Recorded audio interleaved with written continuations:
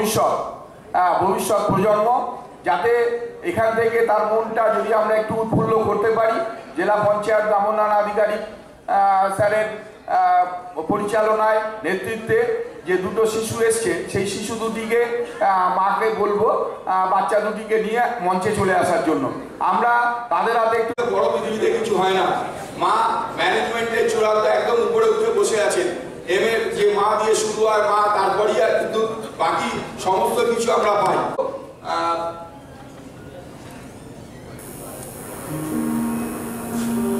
রামকৃষ্ণ মিশনের একজন মহারাজকে কিছুদিন আগে প্রশ্ন করা হয়েছিল, মহারাজ, এত মহাপুরুষ কিভাবে ভারতীয় উপমহাদেশে জন্ম নিতেন, আর বর্তমানে কেন আর সেই মহাপুরুষেরা জন্মায় না? অসাধারণ উত্তরে মহারাজ বলেছিলেন, এখন আর সে মা নেই। ভারতবর্ষে একটা সময় উপযুক্ত মা ছিল, উপযুক্ত এয়ারপোর্ট না থাকলে বড় প্লেন নামবে কি করে? আধুনিক মনোবিজ্ঞানের মতে সন্তান কেমন মানুষ হবে সেটা 85% নির্ভর করে মায়ের উপর, আর তা নির্ধারণ হয়ে যায় মায়ের গর্ভে সন্তান আসা এবং জন্মের 5 বছরের মধ্যে। মায়ের চিন্তা, কথা, ভালো লাগা, মন্দ লাগা, রুচি, আদর্শ সন্তানের উপর দারুণভাবে প্রভাব ফেলতে থাকে গর্ভে থাকা অবস্থা। মায়ের কষ্ট তার কষ্ট, মায়ের আনন্দ তার আনন্দ, মায়ের খাবার তার খাবার, তাহলে মায়ের ইচ্ছা তার ইচ্ছা হবে না? মায়ের আদর্শ তার আদর্শ, মায়ের জীবনবোধ সন্তানের জীবনবোধ হবে। সেখান থেকেই বাচ্চারা দীপশিখা দাসের জন্য জোরে হাততালি দেবেন সবাই।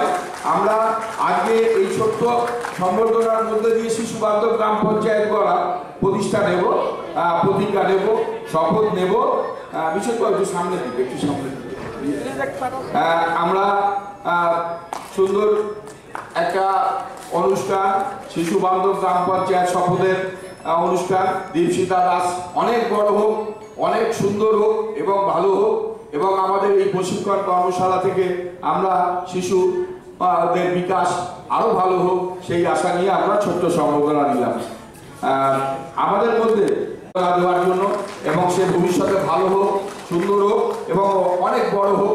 আমাদের জেলা পঞ্চায়েত ও গ্রামোন্নয়ন দপ্তর এবং জেলা পঞ্চায়েত প্রশিক্ষণ সম্পদ কেন্দ্রের পক্ষ থেকে আমরা ছোট্ট একটা উপহার তুলে দিলাম, এবং ওরা অনেক বড় হোক এই আশা রেখে শিশু বান্ধব গ্রাম পঞ্চায়েত গঠনের